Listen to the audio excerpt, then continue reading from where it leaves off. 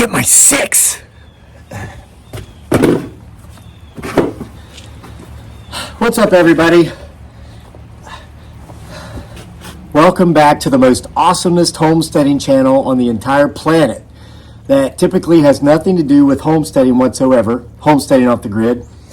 So what you see behind me is my little mini bike, Piglet, that I got from a sponsor. It's part of today's story. It was not to actually, this was a gift to make a demo video to showcase other products like this beautiful 207 piece tool set I got from Beaver, one of my sponsors. And this is not a sponsored video. And this is an empty box of beer. Proof that everything you see on the internet is not real. Listen, here's the method to this madness. Oh yeah, and then it's my messy garage back here behind me. So you get what you pay for, right? I didn't pay for this thing, and it has a tendency to break, and I don't know how to fix it. So I've got a guy coming. He's a friend. He's a great guy. I'm friends. He's a young man in his mid-20s. I'm friends with his parents. I know his younger brother. Great people. They're neighbors, and they're the best neighbors I've ever had in my life. And I'm more than half century old. So I'm appreciative of that because I've had some a-hole neighbors. I have some a-hole neighbors. These people are not in that group. These are wonderful people. Happy to know them. So this guy, the younger guy in his mid-20s, he's like this genius mechanic. He can fix anything, and he's coming to fix Piglet because despite having the tools, oh, and I call it Piglet. If you're like, why you call it Piglet? Well, because it sure ain't no hog. But boom, ching, dad joke. Yeah. So I was at a Christmas parade yesterday. Our football team that I helped coach had a float. It was a good time. We had a blast. And there was this kid there, like my son's age. He was like 13, 14. And he was riding a dirt bike in the parade, and he had one of these beside him. Of course, it was red, and it was a Coleman, but pretty much the same thing. So I go over to him, and I say, hey, do you know anybody that works on those things? Because here's the deal. This thing, it's actually been broken for a while now, and I've just been kind of too embarrassed and too proud to ask my buddy that's coming down for help. Because I'm embarrassed that I just can't do it myself. And I actually tried, but just I'm not mechanically inclined. I don't know how to fix anything. I can break everything, but I can fix nothing. Okay? I'm just being honest with you, putting that out there, honesty and genuineness, and that's why we have 326,000 subscribers here. It's why we have more than 1 million followers on Facebook and Instagram and all these other various social media platforms that we've monetized and have done well on. And that's part of the story. So I say to this kid, hey, do you know anybody that works on that? Because and this guy that's coming to fix it, he won't let me pay him. So I pay him with like beer and free Beaver products. I mean, sorry, my other sponsors, I'm like, here, go to their store, their Amazon store, find what you want and tell me. I've got to use it once to make a demo video, but then it's yours, And the guy's like, hey, that's cool. So it works, you won't take my money, fine. Let me find something of value to you that I can get to you to show you my appreciation for you fixing this thing, right? So I say to this kid, I said, hey, do you know anybody that fixes those things? Because I didn't want to ask the guy again. I didn't want to take advantage. And the guy's mother was there, this kid's mother was there. She was a very pretty woman, probably in her mid-30s. And she goes, she was a yuppie, so I got to role play here. She goes, people that own them work on them because they break so frequently. Doing that yuppie thing they do. I was like, yeah, that's why I'm asking. I got one, and it's like always broken. I don't know how to fix anything. And there was this other woman beside her, yuppie. She's like, have you heard of YouTube? I'm like, yeah, I've heard of YouTube. She goes, well, you just go to the search box and you type in what it is you're looking for, and it pulls up videos and it can show you how to fix things. I'm like, oh, really? I'm trying to mimic the behavior because I'm trying to I don't understand. I don't speak that language. Yuppie. I don't speak that language. I was doing my best. So anyway, I said, yeah, okay. I said, I guess I'll just go look up a YouTube video, I'm sorry to bother you. And they go, well, that's what YouTube's for. So I walked away from that conversation thinking, this woman doesn't know what the hell YouTube's for. Let me tell you what YouTube's for. And if you do not have a YouTube channel, you're stupid. Here's why. I don't know. I work 2 hours a day at most and make...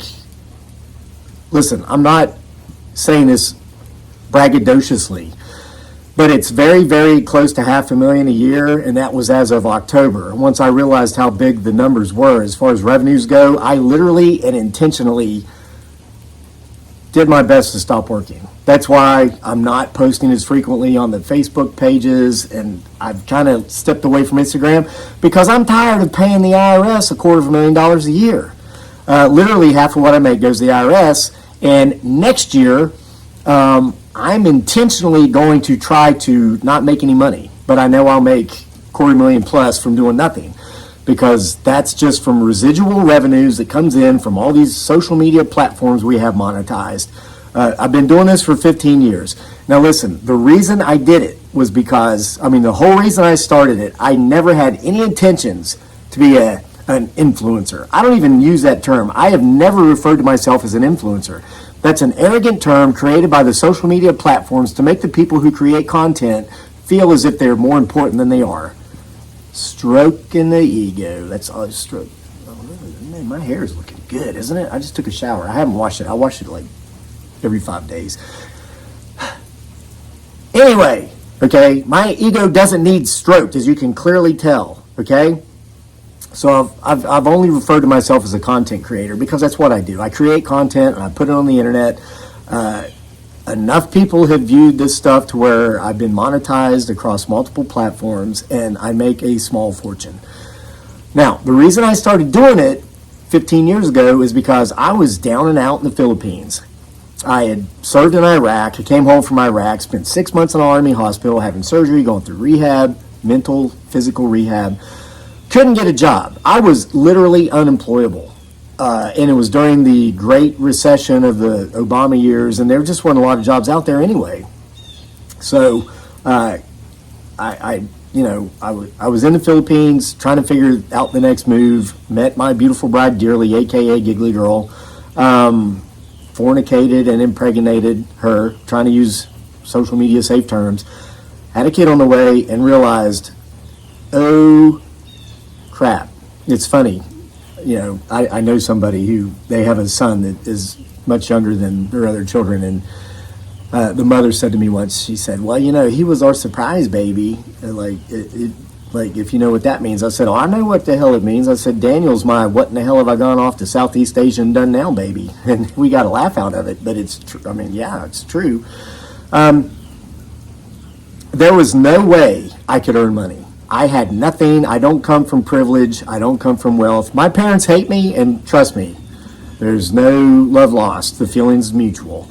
And I hate to say that, but it was a very abusive, toxic environment I come from, and this is what I've learned in my half a century on this earth. No one has a right to be abusive to you. And if anybody is, and especially if it's family and they're justifying it by, hey, we share DNA, so I have the right to, I'm allowed, no one's allowed to do that. So I finally stepped away from them. It's been a long time since we've even spoken. So my point of this is not to bash my asshole parents, but to let you know, I didn't have anybody who could or would help me. So I had to figure out, how do I make money, enough money, to get out of the Philippines, where I was living, by the way, on an expired visa. So if I were to have any sort of problem with law enforcement, or if I were to get in trouble, I would be thrown into a hole, and I wouldn't be deported. That would have been too kind. They would have thrown me in a prison cell, and I would have sat there and rotted until somebody on my behalf paid my back fees for overstaying my visa, plus bought me a ticket to get out of the country. Then I would be banned from entering the country for the next 10 years. They call it blacklisted. So anyway, social media was the answer. It was the only answer I saw. I messed around with writing. I published some stuff, self-published, had a little bit of success, but not enough to actually go out and buy groceries with. You know what I mean? So I thought, this is the only way it's going to happen. And I said to myself, and I told my wife dearly, I said, I don't know how long this is going to take. Maybe it'll never happen, but this is the only way I see us getting out of here, getting to the U.S., raising our son in the U.S. And she said, well, do it. Just do it. And she supported me. And there were times, they were very dark days. We went once 90 days straight without any money, no access to my bank account, which didn't have any money in it anyway. I was getting a very small amount from the VA for disability. It was like $937 a month, something like that, which over there, though, would actually pay the rent and give us some food. That was all I had. But the IRS froze my bank account because I hadn't filed my taxes for the previous 2 or 3 years. And I was like, why would I file? I don't have any earned income. What I was getting from the VA was tax-free. And the IRS says, that's not how it works. And we're going to keep your bank account frozen until you file the last 3 years worth of, your tax filings. And so I found somebody that I went to high school with, who, she was an angel. She did that for me and submitted it. And so the IRS finally unfroze my bank account. So for 90 days, we were borrowing food from a local convenient type store who charged us 100% interest. They knew they were going to get their money at some point. They had an Americano on the hook. So everything was double. But that's how we survived. But we started doing social media. We really did well on Facebook, so well, in fact, that we were able to come to the U.S. Listen, I'm going to just use numbers. I went from making nothing to making hundreds of thousands of dollars a year. Now, it took half a dozen years to get there. I was down and out in the Philippines for 4.5 years.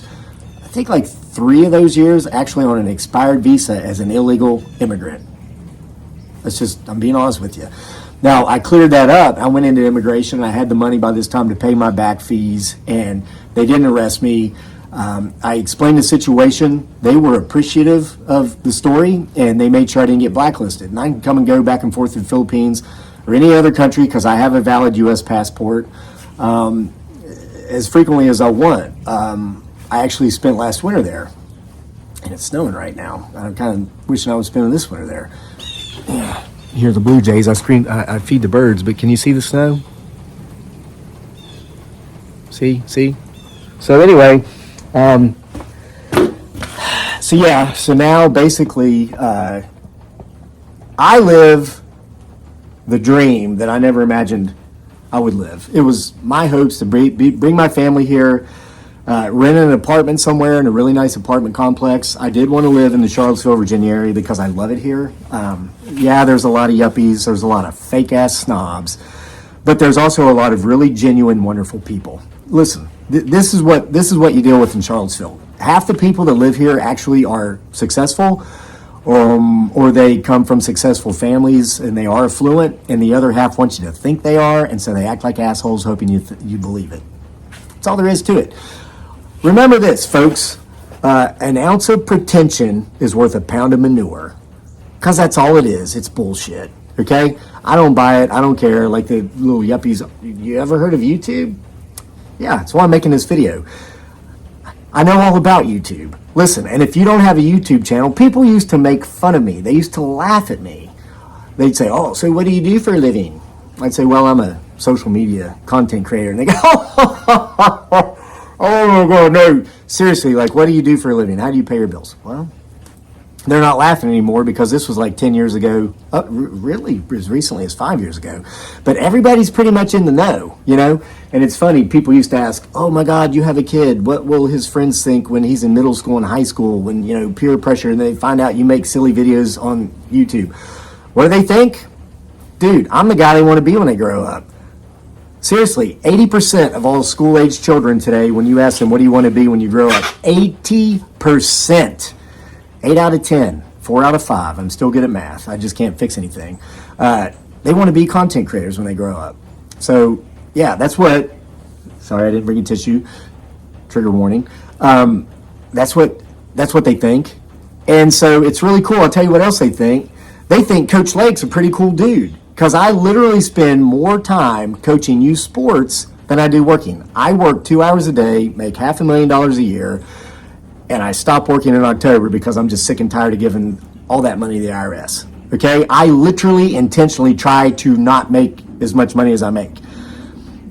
And I'm not saying this braggadociously.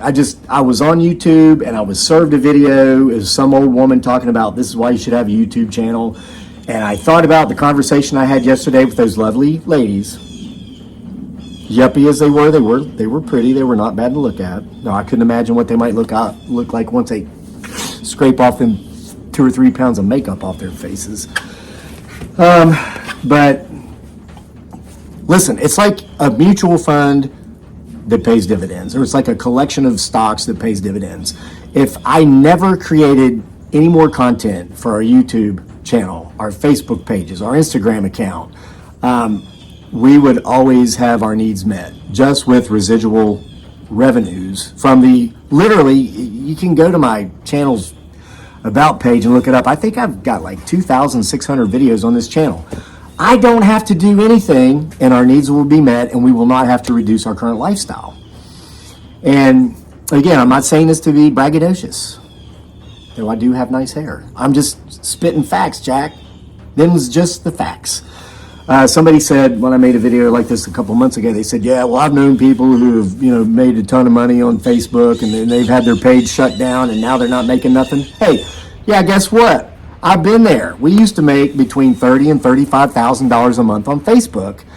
This was years ago. This is how we were able to get to the U.S. and buy this house, 6 acres. The house is old. It's built in 1903 and it needs a lot of repairs. And we're going to put some money into getting it fixed up a little bit, but not too much because we're actually going to build a new house out in our field for us, give this one to our kid. So he'll never have to know what it's like to pay rent or have a mortgage.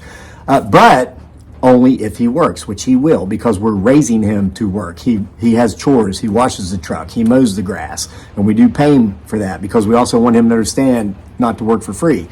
He does stuff inside the house. He vacuums, he does dishes. We don't have a dishwasher. He's very responsible. He's active in youth sports. He's active with his friends. We're doing the best that we can with what we feel that we have to work with. So it's not like he's being one of these privileged little people who's just given everything but doesn't have to do anything to earn it. He's earning his way.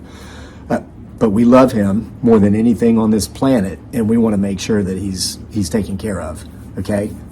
And part of that is making sure that he grows up working and doing things so that he does have work ethic, so that if he were to ever lose anything, he could still make his way. Now, we lost those Facebook pages that were making $300,000-$400,000 a year because, well, we just did.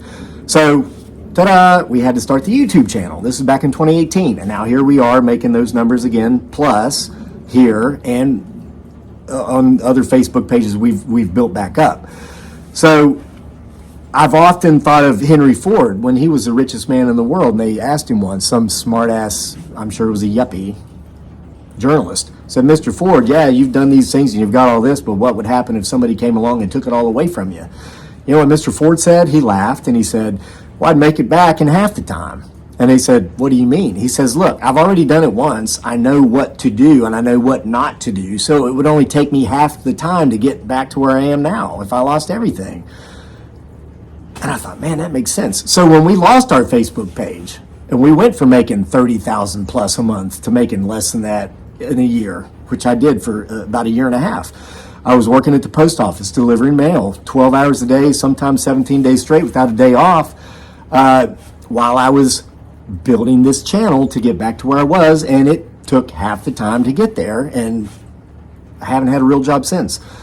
And again, listen, and there's another thing too, like if you're saying, well, what if it happened again? Whatever, maybe I'd make it back in the fourth at the time because I've done it twice or I've done it 3 or 4 times. I don't care. I'm not concerned. I'm not panicked. And it's not just because I have confidence in my abilities to do that which I do. I completely understand the business that I'm in, social media. It's also because we're not stupid with money. We know people who literally think we're poor because we live in an old house and need some repairs, and we're a 1-vehicle family. We're not poor. We're just not stupid with money. I don't have debt. The only debt I have is my mortgage, and the only reason I've not paid that off is because the interest rate is 3.15%, and I get more money on that from my liquid cash accounts in savings. Seriously. I'm not giving financial advice right now, though I used to be a financial planner. FYI, you can go to PayPal, and I think PayPal's paying like 4.3% 3% interest just on savings. And then also with the money that our wonderful government allows me to keep after the IRS takes literally half of what I make, we put it in stocks that pay dividends. We're not gamblers. We don't buy this high risk, no return crap, because listen, you can fake earnings, but you can't fake dividend payments. Those are real. So we buy stocks that pay dividends. We reinvest the dividends. If somebody was to come along right now and kick me off social media, I'm not allowed to do YouTube, not allowed to do Facebook, none of that stuff. All right, whatever. I would just go into my brokerage account and stop the dividend reinvestment and stop buying more free shares every quarter as those stocks pay, and I would just take it in cash, and we would still be able to continue our lifestyle the way we currently live. We would not have to reduce our lifestyle, and there would still be money left over. Oh, but what if the stock market? Listen, you can what if yourself out of a million opportunities. I know people who have what if themselves out of a lifetime of opportunities. Okay? Yeah, go on with your bad self. That's not me. That's not how we roll. I'm a man of action. My wife's a woman of action. We're raising our son to be a young man of action. We take charge. We jump in and we say, this is a situation. What do we have to do to resolve it? And let me tell you, having a YouTube channel has been a pretty damn good way of resolving things. And if you don't have a channel, and listen, I'm partly making this video with this young man in mind that's coming down here to, in 10 minutes, do what I've not been able to figure out in 2 months. And I'm going to tell the guy, I'm going to send him this video because this guy, he works on dirt bikes, go-karts. If it's mechanical, he can fix it. He actually works with heating and cooling as a job. He has a job. He puts in long hours. He's trained specifically and especially for the job he does. And I've said to him before, and I'm going to say to him again today when he comes down, dude, why are you not making videos of yourself doing these things and uploading it to a YouTube channel? For people like me who don't know how to do anything, they're going to go there and they're going to see it and they're going to figure out how to fix their problem. And oh my God, you're going to get monetized and you're going to make more money from that YouTube channel than you can ever earn at any job you'll ever have. I used to be a stockbroker and I didn't suck too bad at that job. I did it for 8 years. I was making good money, 6 digits. I didn't make as much money in a year back then as I'm making a quarter now as some goofball filming myself, goofing off in my field, in my forest, reading stories I write and self-publish. Nobody buys my books. If I didn't read my stories on social media, they'd never get out. Nobody would listen to them. But that's what I love to do. And the revenues generated from social media has allowed me to be able to do that. So I don't mind coming on here and reading you the stories, like the stories I've read recently from my latest publication, Utopia Shattered, available in print and Kindle. The link for that is in the description box below. I always say that. Of course, I've got to self-promote. If I don't promote myself, who the hell's going to promote me, right? Nobody. I know 3 or 4 of you will buy a book, and I'm grateful. But I know hundreds of thousands of you, if not millions of you, will hear my stories because I read them to you for free on social media. It's a win-win. I just turned 51. I spent last winter in the Philippines.